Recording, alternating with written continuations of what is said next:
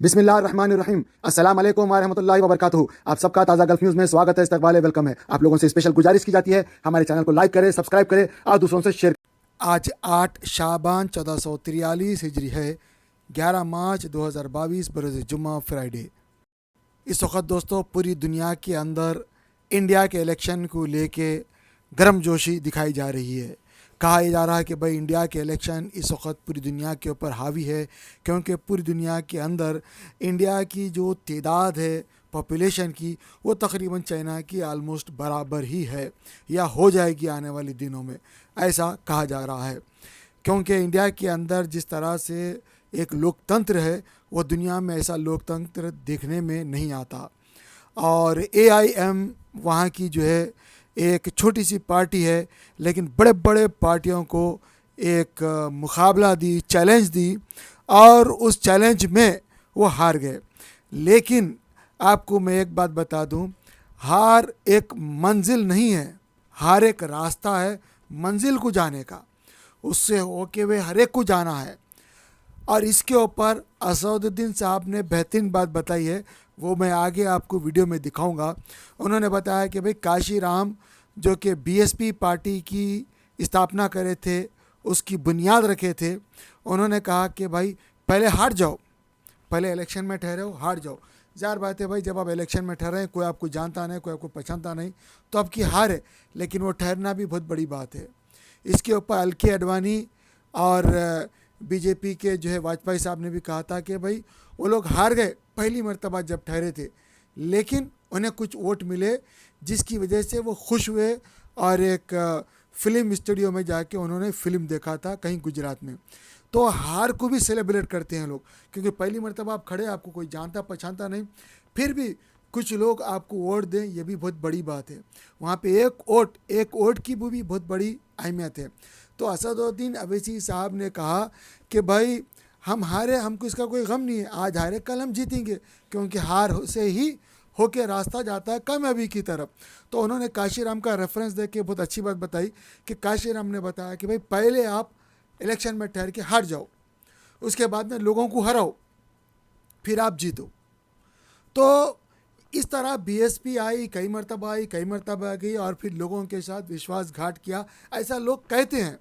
बहरहाल ऐसे लोगों को टक्कर देना और ऐसे लोगों के साथ ठहरना, मुकाबला करना, वहाँ पे कोई और नहीं थे, अकेली AIMIM जो कि गरीब लोगों की पार्टी बोलो या गरीब लोगों के साथ चली थी बोलो, या जो भी हो, उनका साथ देने वाले जितने भी पार्टी थे, हिंदू मुसलमान के जितने लोगों को भी थे वहाँ पे, सब लोगों को लेके उन्होंने जो है मुकाबला किया और हार गए। और हारने के बाद उनको कोई गम नहीं है। उन्होंने कहा कि भाई हम आज हारे, इंशाल्लाह कल हम जीतेंगे, और उम्मीद करते हैं इंशाल्लाह आने वाले इलेक्शन में जीतेंगे। लेकिन दोस्तों, मैं आपको कल की न्यूज़ में बताया था कि भाई इनू जीत रहे हैं, उनू जीत रहे हैं, ये तो सब पेश ख्यासियाँ हैं, पेश गोइयाँ हैं। पहले से हम तय कर लेते कि भाई इन्हें जीत रहा, उन्हें जीत रहा, इन्हें हार रहा, उन्हें हार रहा, हर हिसाब से आदमी बोलते रहता है। और असदुद्दीन अवैसी साहब ने भी बहुत अच्छी बात बताई कि भाई सब लोग EVM को दोष दे रहे हैं, अपने कारनामे क्या करे उसको कोई दोष नहीं दे रहा। ज़ाहिर बात है भाई, कोई अच्छा काम करेंगे तो लोग बुलाएंगे, काम नहीं करेंगे तो कैसा और देंगे। लेकिन हमको सबक मिला, हम इंशाल्लाह इसके ऊपर काम करेंगे और ज़्यादा काम करेंगे। जिस तरह हम बिहार में जीते, इस तरह UP में भी हम जीतेंगे। एक बहुत अच्छी बात उन्होंने कही। तो उसी तरह दोस्तों, मैं आपको कल बता रहा था, कल की न्यूज़ में, कि भाई हर पार्टी वाला ये बोल रहा कि हम जीतेंगे, उन्हें हार रहा, हम जीतेंगे, इन्हें हार रहा। लेकिन मैंने आपको एक बात बताई थी कि भाई हार जीत किसी के हाथ में नहीं है। मैं किसी को वोट दे दूँ, ये जीत जाएगा, या मैं कोशिश कर रहा हूँ कि ये जीत जाए, ऐसा किसी के हाथ में नहीं है। अल्लाह जिसको जिताना चाहे वो जिताएगा। हमारे आमाल जैसे होंगे, आमाल के हिसाब से अल्लाह ताला जो है आपके ऊपर एक अच्छा जो भी आदमी है उसको बिठाएगा। तो ये हमारे आमाल का नतीजा है कि अल्लाह ने उनको, जिनको भी जिताना था उनको जिता दिया। योगी साहब है या मोदी साहब है, तो हम उम्मीद करते हैं इंशाल्लाह वो योगी साहब हो या मोदी साहब हो या शाह साहब हो, अल्लाह ताला इन्हें हिदायत दे और हिदायत के साथ रखे, और हमें भी हिदायत दे, और सब हिंदुस्तान के तमाम लोगों को, तमाम आलम के इंसानियत को अल्लाह ताला हिदायत दे, ताकि दुनिया के अंदर प्रेम फैले, मोहब्बत फैले और आपस में सब लोग मिलजुल के रहे। आपका क्या कहना है कमेंट करके ज़रूर बताइएगा। आइए वो क्लिप्स देखते हैं जो असद साहब ने अपनी बात लोगों के सामने रखी है और वही दूसरी जगह पे लोग सामने आने से कतराते रहे। एक बहुत बड़ी बात है कि लीडर का लोगों के सामने आके बात करना। आइए और अपना भी कमेंट दीजिएगा। उत्तर प्रदेश के चुनाव के नतीजे आए, उससे ये बात जाहिर हो गई कि उत्तर प्रदेश की जनता ने दोबारा बीजेपी को सत्ता देने का फैसला लिया है। ये जो फैसला लिया गया हम इसकी इज्जत करते हैं। ये आवाम का और जनता का फैसला है और साथ ही साथ मैं अपनी पार्टी के अध्यक्ष जनाब शौकत अली साहब का और पार्टी के उत्तर प्रदेश के तमाम जिम्मेदारों का और जो हमारे पार्टी के मेंबर्स जो महाराष्ट्र से और कर्नाटका से, हैदराबाद से जाकर वहां पर कई महीनों से मेहनत किए, मैं उन सब का शुक्रिया अदा करता हूं। मैं उत्तर प्रदेश की जनता का भी शुक्रिया अदा करता हूं कि जिन्होंने हम पर एतमाद किया और हमारे प्रत्याशियों के हक में अपने वोट का इस्तेमाल किया। मैं शुक्रिया अदा करूंगा जनाब बाबू सिंह कुशवाहा साहब का जो जन अधिकार पार्टी के अध्यक्ष हैं और भागीदारी परिवर्तन मोर्चा में जितने पार्टियां शामिल थे उन सबका शुक्रिया अदा करूंगा। और फैसला जो भी नतीजा आया है, हमारी कोशिशें मेहनतें बड़ी थी मगर वो फैसला जैसा हम चाह रहे थे नहीं आया, मगर हम दोबारा मेहनत करेंगे दोबारा और हमारी जो कमज़ोरियां हैं उसको दूर करेंगे और मुझे यकीन है कि आने वाला मुस्तकबिल उत्तर प्रदेश में हमारी पार्टी मजलिस इत्तेहाद मुस्लिमीन के लिए बहुत बेहतर साबित होगा। तीसरी बात यह है कि जो पॉलिटिकल पार्टीज अपनी नाकामी को छुपाने के लिए ईवीएम का चीख पुकार कर रहे हैं, मैंने 2019 में भी कहा था कि गलती ईवीएम की नहीं है, गलती जो लोगों के दिमाग में जो चिप डाल दी गई है वो उसकी बहुत बड़ा रोल अदा कर रहा है। और चौथी बात यह है कि कामयाबी हुई है ज़रूर, मगर ये 80-20 की कामयाबी है। हम अपना काम करते आए पहले से करते रहेंगे और बस मुझे यही कहना है कि हम लोग काफ़ी मेहनत किए, बहुत अच्छी मेहनत की, दिलो जान से हम लोग हमारे पूरे पार्टी के जिम्मेदारों ने मेहनत की। मैं उन सब का शुक्रिया अदा करता हूं, बल्कि उनसे ये भी अपील करूंगा कि अपने हौसलों को बुलंद रखिए। कल से हम फिर अपने काम पे लग जाएंगे और यकीनन मुझे यकीन है कि आने वाले जो विधानसभा के इलेक्शन होंगे उसमें हम और अच्छा करेंगे, हमारे कमजोरियों को, जो भी कमजोरियां सामने आएंगी उसको दूर करेंगे। सर, पूरा 80-20 की कामयाबी है, इसका मतलब क्या है? ये आपका कहना है कि मेजॉरिटी और माइनॉरिटी के बीच की लड़ाई? देखिए एक बात तो साफ वाजे हो गई कि मैं शुरू से इस बात को कह रहा था कि एमआईएम पार्टी का जो मकसद है, कई हमारे मकासद हैं, कई ऑब्जेक्टिव्स हैं, उसमें एक बड़ा ऑब्जेक्टिव ये भी है कि एक पॉलिटिकल लीडरशिप बने।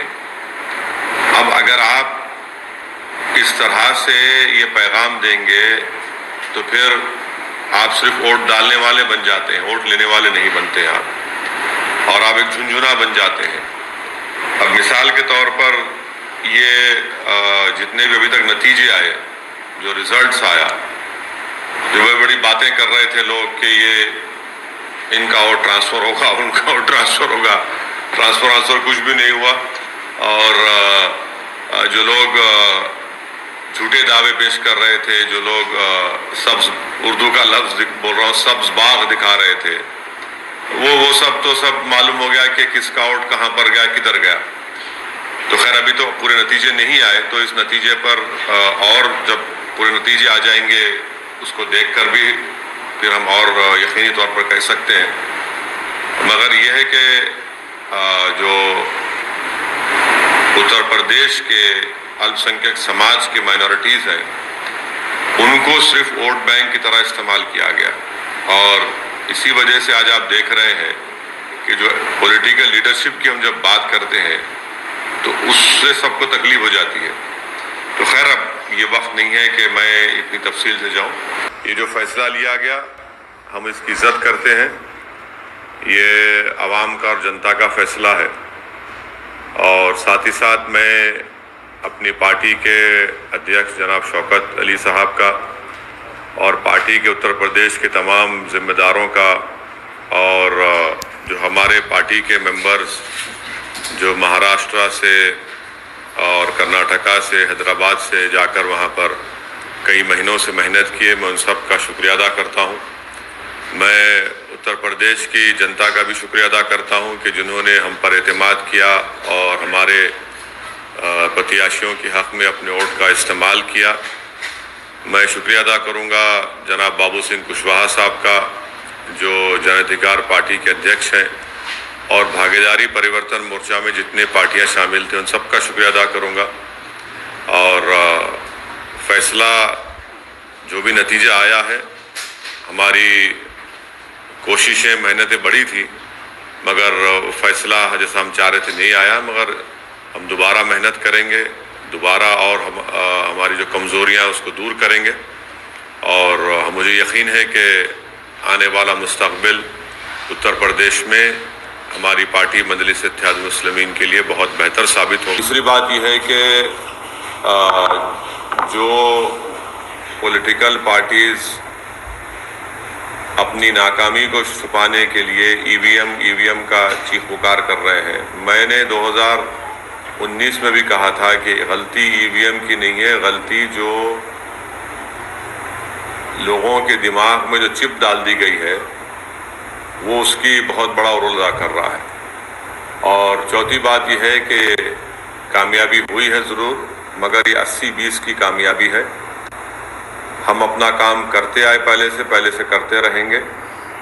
और बस मुझे यही कहना है कि हम लोग काफ़ी मेहनत किए, बहुत अच्छी मेहनत की, दिलो जान से हम लोग, हमारे पूरे पार्टी के जिम्मेदारों ने मेहनत की। मैं उन सब का शुक्रिया अदा करता हूँ, बल्कि उनसे ये भी अपील करूँगा कि अपने हौसलों को बुलंद रखिए।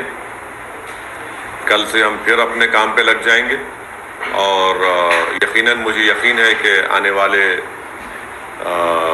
जो विधानसभा के इलेक्शन होंगे उसमें हम और अच्छा करेंगे। हमारे कमज़ोरियों को, जो भी कमज़ोरियां सामने, एक पहिया, बहुत अच्छे, बहुत अच्छे, बहुत अच्छे।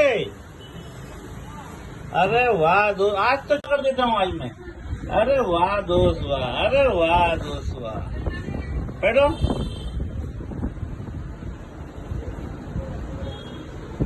Online Quran Learning Academy. Amid the closure of all schools, madrasas and Arabic tuitions due to COVID-19 pandemic across the country, here is a great opportunity for all the children, students, men, women, IT professionals, lawyers, engineers to learn and understand the Quran and keen concepts of Islam. Organized by Hafiz Khari, Muhammad Raza Fazil, Jami Nizamiya. Courses offered: Hifz Quran, Tajweed, Nurani Qaida, Urdu language, daily prayers and hadith, basic beliefs and issues, funeral prayer and weekly spiritual gatherings. Hurry up! Limited seats available on the basis of first come first serve. For contact details, queries and registration, contact here. For registration, fill out the Google forms or visit our website. Do not miss this chance, as it can revolutionize your children's Islamic knowledge and discipline too.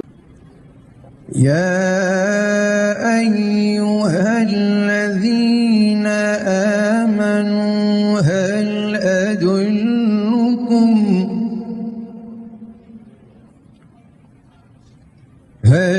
أدلكم